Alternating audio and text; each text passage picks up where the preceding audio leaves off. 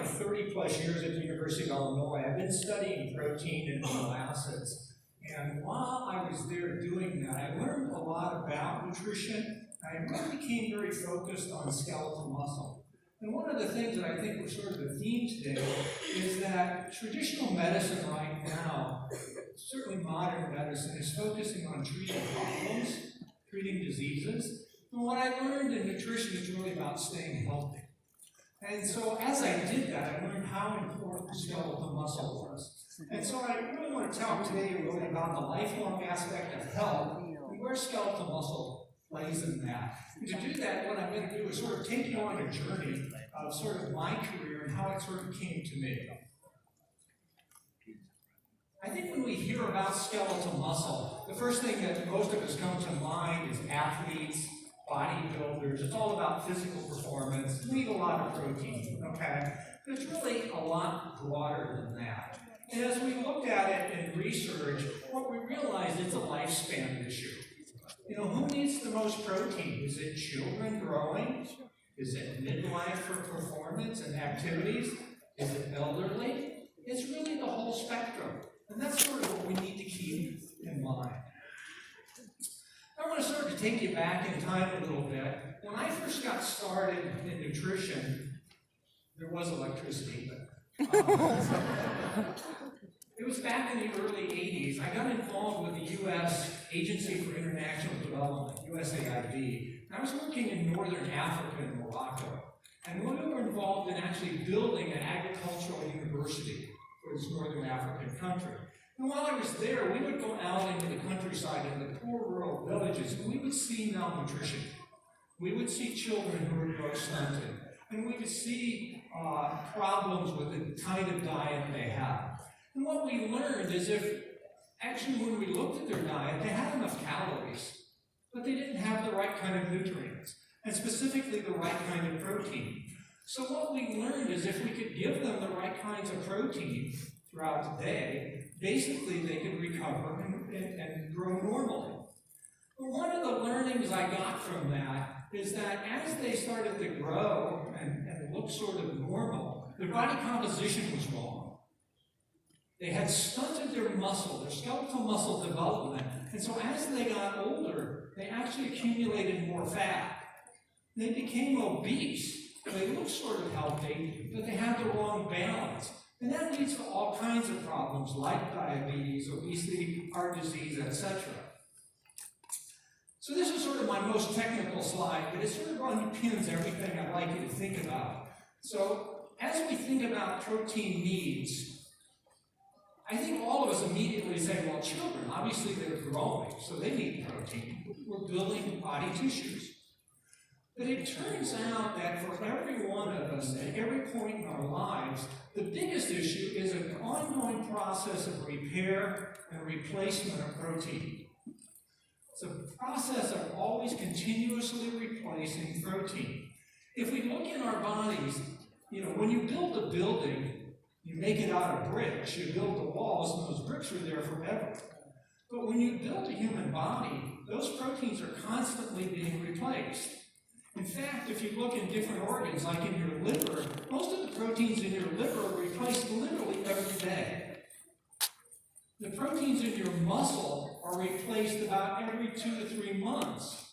And so, in reality, you have a new body about 3 to 4 times a year. That's pretty important to think about. So this is sort of a picture to kind of keep in mind. As we look at our bodies, we are constantly synthesizing or making new proteins and breaking down old ones. There's an anabolic process and a catabolic process, and how we balance those. And the key to that is how we construct meals. Post-meal, right after a meal is the anabolic period, and in between meals is a catabolic period. One of the most catabolic periods is that long period overnight. You have dinner at 7 and you might not eat again until, who knows, when the following morning, 12 hours or more. That is a very long catabolic period. So this process of turning over is very important. Turns out that we need to make 250 to 300 grams of new protein every day. If you think about that, most people only eat about 60, 70, 80 grams of protein per day, but we have to make 300. That's because the body has a way of reusing some of it. So if we look at that in terms of the growth, we always think children need protein. Well, the fastest growing child puts down about 5 grams of new protein per day. 12-year-old to 16-year-old, they're only building about 5 grams of new protein, but they're replacing 250. That's the real issue with protein needs, okay? And that's the exact same whether you're 17 or whether you're 70. The next thing I did was I worked with NASA on state spaceflight for a while. This was sort of in the late 80s. And what we know from spaceflight is as you go into zero gravity, as you go into outer space, basically your muscles are no longer have resistance against them, and you lose a tremendous amount of protein and calcium also from your bones. And what we found is when those astronauts came back to Earth, it took a huge amount of effort to get them to recover. And in the early stages of space flight, these were very young.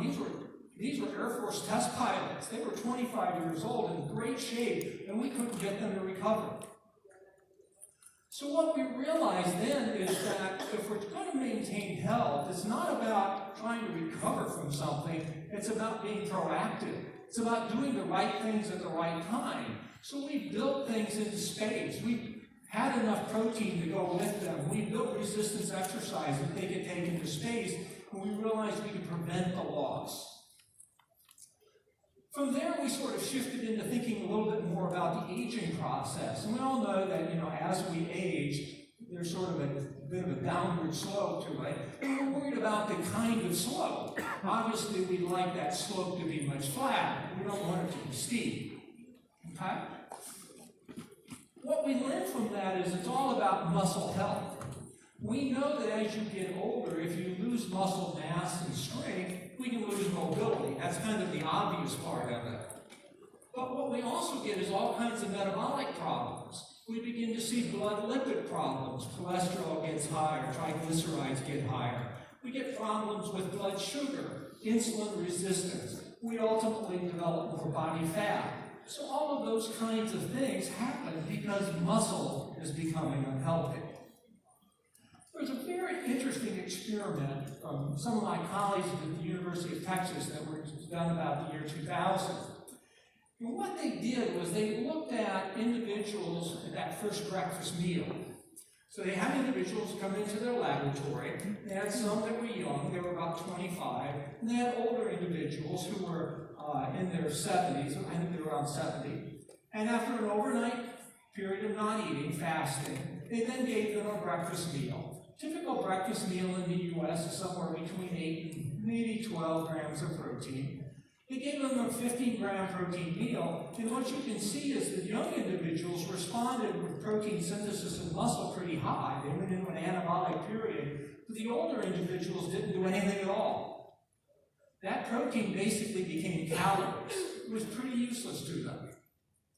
This developed a concept we call anabolic resistance. And we thought, well, maybe this is the cause of aging, that individuals simply just can't respond anymore. They went on then to do a really important experiment. This is the same thing, so it's now called fractional synthesis rate, the protein synthesis in muscle. They brought them in before the meal, so after that overnight fasting, so this is the breakfast time. You see they had the same rate, the young in the white, the elderly in the black. And then they gave them a 30-gram meal, twice as much. And now what you see is the elderly responded exactly the same. So what we learned from this is aging really isn't a process of not being able to respond. It's a process of reducing your efficiency, but you still have the capacity to get the right nutrient, to get the right breakfast. Another one of my colleagues sort of expanded the aging theory a little bit further, and this is kind of interesting to think about. We always kind of think about aging as a gradual process. You're going to sort of wake up one morning and gee, I got older. The problem is it's probably not a linear process. It's probably not a flat slope. And my colleague said that it's really a crisis model. As we go through our aging, as we go through our adult life, we encounter things that cause bed rest. We might get the flu and be in bed for a couple of days. We might have a knee replacement. We might have a surgery of some kind. So we go through these periods of crisis. It's kind of like the astronauts. They go into these periods of crisis, and then how do they recover? So the secret to this is that don't wait for the crisis. The secret is do the right things to avoid the crisis. Be ahead of the game. Yes. That transition just into sort of thinking about weight loss. And so the way most people do weight loss is they get some celebrity to endorse some stupid diet that promises you to lose 16 pounds in the next 10 days.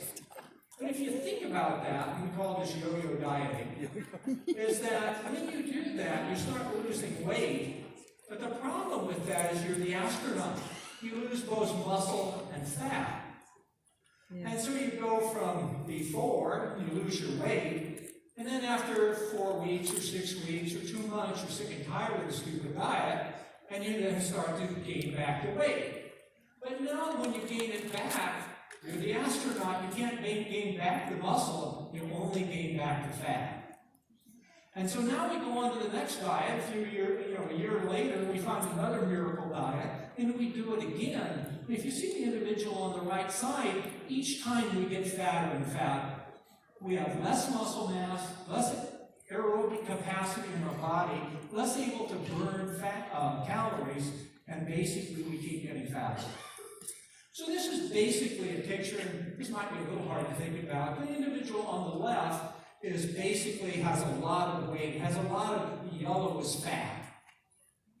And so they basically went on a quick fix diet, and they lose a lot of weight, and you can see the yellow disappear. But if you look real closely at the red in the legs and the arms, the muscles are about half the size also.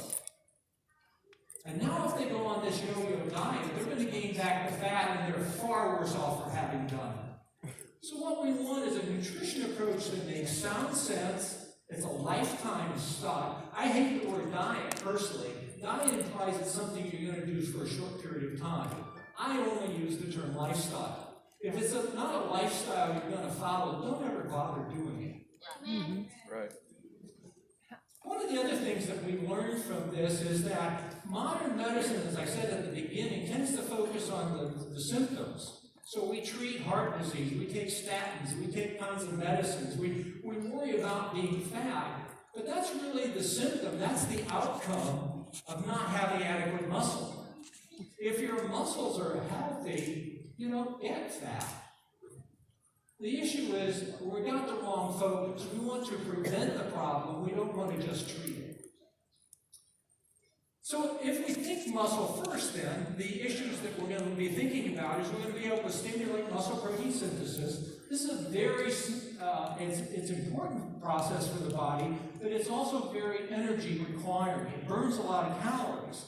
And basically protein is thermogenic, burns calories. The calories protein likes to burn are fat, so you lose body fat. It improves your insulin sensitivity. It does all the things we're trying to achieve. One last thing that I'd like to have you focus on, and I sort of have alluded this as we go along. If you look at most modern societies, certainly true in the United States, but basically around the world,